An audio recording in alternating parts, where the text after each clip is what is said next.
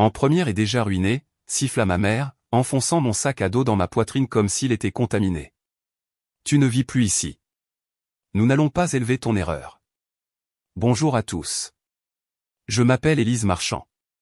J'avais 17 ans quand cette phrase m'a vidé de ma substance et a livré mes os à l'hiver.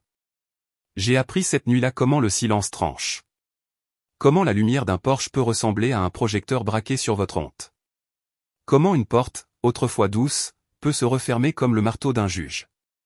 22 ans plus tard, cette même porte vibra sous des coups incessants. Je me figeai, un torchon à la main, le souffle fin comme un fil. Le couloir sentait légèrement le nettoyant au citron et le pain qui levait l'odeur calme et personnelle de mon foyer. Sur le mur, l'ombre de la chaîne de porte en laiton ressemblait à un mince horizon. J'écoutais. Un autre coup, plus fort, impatient. Un chœur de voix étouffées que je ne connaissais que trop bien. Le sang reconnaît sa propre tempête.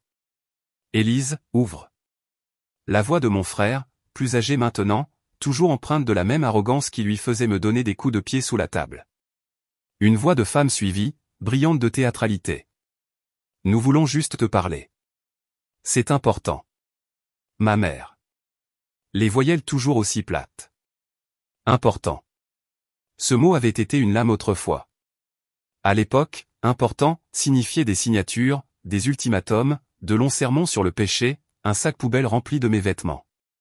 Je fixais le verrou que j'avais installé moi-même, celui qui cliquetait comme un battement de cœur régulier après des années de reconstruction. Mes mains se contractèrent. Je pensais à la fille que j'avais été, tremblante, têtue, les joues à vif à cause du sel.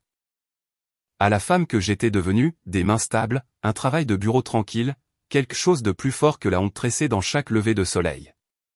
Ouvre la porte. Nous voulons l'enfant, dit ma mère. Et ces quelques mots traversèrent le temps et traînèrent le Porsche de ma jeunesse jusqu'à mon présent. Le torchon humectait ma paume. La pâte dans la cuisine levait patiemment, comme la confiance. Je sentis la vieille peur remonter en moi, puis la sentis rencontrer quelque chose de plus froid. Pas de la rage, de la précision. Je déverrouillai la chaîne avec un léger cliquetis. La maison écoutait. La route, les arbres, les oiseaux, tout retenait son souffle. J'ouvris la porte. Ils étaient là. Ma mère, laquée et maîtresse d'elle-même. Mon frère, la mâchoire serrée. Mon père, les yeux calculateurs. Deux cousins planant comme des ombres qui avaient appris à marcher. Leur visage portait une expression que je n'avais jamais vue sur eux auparavant, le besoin. Où est l'enfant, exigea ma mère. Je laissai le vent froid traverser l'embrasure de la porte et entrer dans notre histoire. Je les regardai chacun dans les yeux, un par un, et demandai très doucement, quel enfant? Que voulez-vous? L'air entre nous était plus froid que le vent. Leurs yeux tressaillirent quand je répondis par cette question. Quel enfant? Que voulez-vous, car il n'y avait pas de confusion dans ma voix. C'était de l'acier, aiguisé par des années de silence. Les lèvres de ma mère se pincèrent, une habitude qu'elle avait quand le contrôle lui échappait. Ne joue pas à des jeux, Élise. Tu as eu un enfant. Tu nous as déshonorés. Mais nous avons entendu. Nous avons entendu que l'enfant a survécu. Ses yeux filèrent vers mon frère comme pour lui passer le flambeau de la cruauté. Mon frère s'avança, ses bottes raclant mon paillasson. Nous avons besoin d'eux. Cet enfant, ton enfant, est la propriété de la famille. Nous méritons de savoir où il est. Propriété de la famille. L'expression fit remonter la bile dans ma gorge. Un instant, le couloir devint flou, et j'eus de nouveau 17 ans, debout dehors avec un sac poubelle de vêtements, mon corps encore endolori, mon cœur martelant contre un avenir que je n'avais pas le droit de tenir. Il m'avait mis à la porte sans nourriture, sans une main à tenir, sans même un regard en arrière. J'ai appris à survivre en me convainquant que leur voix ne pouvait plus m'atteindre. Mais ils étaient là, sur mon Porsche, exigeants. Je me calmai, agrippant le bord du cadre de la porte. Le bois était lisse sous mes doigts, sculpté par des années de reconstruction, ponçant les arêtes vives comme j'avais poncé les cris en moi. Je pense que vous vous trompez, dis-je doucement, chaque mot lourd de sens. Il n'y a pas d'enfant ici pour vous. La voix de mon père brisa le silence fragile, basse et huileuse. Nous avons entendu autre chose. Quelqu'un a dit que l'enfant est grand maintenant. Qu'il a réussi. Nous sommes venus chercher ce qui nous appartient. ne rend pas les choses difficiles. Je laissai le silence s'étirer jusqu'à ce que leur confiance vacille. Le tic-tac de l'horloge dans ma cuisine résonnait faiblement derrière moi, régulier, implacable. Les yeux de ma mère tentèrent de sonder les miens, cherchant des failles. Mais tout ce qu'elle trouva fut un reflet, sa propre faim se reflétant vers elle. « Vous ne m'avez rien donné, dis-je, la voix stable. Et maintenant vous venez ici demander quelque chose. Ce que vous cherchez ne vous appartient pas, le porche gémit sous leur poids qui se déplaçait. Je le vis alors, la première lueur de doute sur leur visage. Et je n'avais pas fini. Le rire de mon frère fut sec, répété, destiné à couvrir le tremblement sous-jacent. « Tu crois que tu peux nous parler comme ça? Après tout ce que tu nous as fait subir? Tu as ruiné la réputation de maman. Tu as coûté à papa sa position. J'avais 17 ans, le coupé-je. Vous m'avez jeté à la rue, enceinte et seule. Que ai-je ruiné exactement? Ma vie, ou l'histoire que vous vouliez que les gens croient? » Les mots tombèrent lourdement. Pour la première fois, il ne ressemblait plus à un front uni. Mon cousin bougea maladroitement, les yeux fuyant vers le sol. La main de mon père tressaillit, ses doigts effleurant la rampe comme pour s'accrocher à quelque chose de solide. Ma mère fixait au-delà de moi, dans la maison, comme si elle pouvait forcer le passage avec son regard. Je m'avançai dans l'embrasure de la porte, réduisant la distance jusqu'à ce qu'ils doivent se pencher légèrement en arrière. Je voulais qu'ils le sentent, que c'était mon seuil, maintenant. « Tu mens » lança ma mère, mais sa voix se brisa. « Nous savons que l'enfant vit. Quelqu'un a vu des dossiers. Ils ont dit que ton erreur est devenue quelqu'un. Nous méritons. » Mériter, murmurai-je, laissant le mot avoir un goût amer dans ma bouche. Vous méritez de porter le poids de ce que vous avez fait. Vous méritez de vous souvenir de cette nuit où vous m'avez claqué la porte au nez alors que je vous suppliais de ne pas me laisser mourir de froid. Vous méritez chaque silence que je vous ai offert pendant 22 ans. La lumière du porche grésilla faiblement, jetant leur visage dans la pénombre. Leur arrogance vacilla, remplacée par quelque chose de brut. La peur, peut-être, ou la réalisation que je n'étais plus la même fille qu'ils avaient bannie. Mon père se pencha en avant, la voix basse. Alors dis-nous franchement. Où est l'enfant? Je laissai la question flotter comme de la fumée, s'enroulant, suffocante. Mes mains tremblaient, non de faiblesse, mais sous la force du souvenir qui pressait contre mes côtes. Puis je penchai la tête et souris, sans gentillesse, sans cruauté, mais avec un calme qu'ils ne pouvaient atteindre. Quel enfant, répétai-je, plus doucement maintenant, comme une berceuse transformée en lame. Et la façon dont ils tressaillirent me dit que je venais de faire couler le premier sang. Le silence après mes mots s'étira comme une corde tendue, prête à rompre. La main de ma mère se serra sur la lanière de son sac à main jusqu'à ce que le cuir grince. Elle voulait le contrôle, le voulait comme elle l'avait toujours eu, mais le contrôle ne revient pas dans votre vie 2 décennies plus tard. Tu ne peux pas te cacher éternellement, cracha-t-elle. Nous savons que tu as porté un enfant, Élise. Tu ne peux pas effacer ça.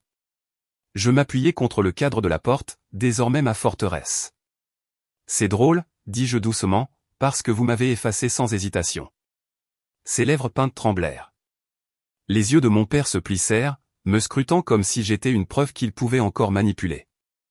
La mâchoire de mon frère se contracta, broyant une colère silencieuse dans l'air. Mais ce fut mon cousin, le plus silencieux, qui craqua le premier. Elle ne ment pas, marmonna-t-il. Sa voix tremblait, mais les mots sortirent vite. Il y avait des rumeurs cette nuit-là, qu'elle l'avait perdu, qu'elle. Il s'arrêta quand le regard de mon père le trancha comme un couteau. La tête de ma mère pivota vers lui. Ferme ta bouche. Mais le mal était fait. La tension se brisa. Leur certitude se fractura, et à travers elle s'infiltra la vérité qu'ils avaient toujours crainte mais jamais dite. Je laissai le moment respirer, lourd et délibéré. Vous ne connaissez pas l'histoire, n'est-ce pas? Vous n'êtes jamais resté assez longtemps pour le savoir. Vous m'avez juste jeté. C'est tout ce que vous avez toujours fait. Jeter et oublier. Le porche semblait plus petit maintenant, l'air saturé de leur malaise. Ils étaient venus ici pour des réponses, s'attendant à me trouver brisé, coupable, portant encore leur honte comme une laisse. Au lieu de cela, je leur tendis des questions qui brûlaient plus fort que l'air d'hiver. Mon frère essaya de nouveau, la voix aiguë de désespoir. Alors pourquoi entendons-nous parler d'un enfant maintenant? Quelqu'un ment. Si ce n'est pas toi. Je relevai le menton, captant son regard, laissant le poids de mon silence le repousser. Peut-être, dis-je enfin, ma voix calme comme la pierre. Le mensonge n'a jamais été à moi de le porter. Et tandis que leurs yeux allaient de l'un à l'autre, le doute fleurit sur leurs visages comme un nuage d'orage qui s'amoncelait. Ils étaient venus chasser des réponses. Mais c'était déjà eux qui perdaient pied. L'air s'alourdit, épais de tout ce qui n'avait pas été dit. Le masque poli de ma mère commença à se fissurer. Une perle de sueur glissa sur sa tempe malgré le froid. Elle détestait l'incertitude, détestait ne pas tenir le scénario. Arrête de jouer avec nous, lança-t-elle, la voix éraillée. Dis-nous où est l'enfant où nous allons. Vous allez quoi? Demandai-je, faisant un pas de plus vers eux, la porte grande ouverte derrière moi. Me jeter dehors à nouveau? Prendre quelque chose qui ne vous a jamais appartenu? Vous l'avez déjà fait une fois. Les yeux de mon père s'assombrirent. Il se pencha plus près, son haleine aigre de café et de rage. Nous avons bâti nos vies sur la respectabilité. Cet enfant, s'il existe, menace tout. Tu ne comprends pas? Nous devons contrôler ça. Contrôler. Toujours leur mot préféré. Mon pouls battait régulièrement, un rythme de défi. Je croisais les bras, les regardant se tortiller sous le poids de leurs propres mots. Peut-être que le problème, dis-je lentement, c'est que vous pensez que tout vous appartient. Même moi. Même quelque chose qui ne vous a jamais appartenu. Mon frère s'avança, la frustration gravée sur son visage. Tu mens. Il y avait un enfant. Les gens n'imaginent pas ça. Tu caches quelque chose. Sa certitude ressemblait plus à une supplication. Et c'est là que je le réalisais. Ils n'étaient pas venus avec des faits. Ils étaient venus avec le désespoir, chassant des chuchotements, s'accrochant à des fragments d'une histoire qu'ils avaient abandonnée avant même qu'elle ne soit écrite. Je laissai un sourire vaciller, calme et troublant. N'est-ce pas intéressant, dis-je, la confiance que vous avez soudainement dans les rumeurs alors que vous n'avez jamais eu foi en moi. Les cousins échangèrent des regards mal à l'aise. La lumière du porche bourdonna plus fort, comme si la maison elle-même se penchait pour écouter. La voix de ma mère se brisa, fragile comme du verre. Alors dis-nous, Élise. Y a-t-il jamais eu un enfant? Ses yeux se fixèrent sur les miens, avides, terrifiés, cherchant la vérité qu'elle n'avait aucun droit de réclamer. Et pour la première fois en 22 ans, je le vis, la lueur de peur, non pas que je puisse avouer, mais que je ne puisse jamais lui donner de réponse. Je laissai le silence la tenir en otage. Puis doucement, je dis, peut-être que certaines portes restent fermées pour une raison.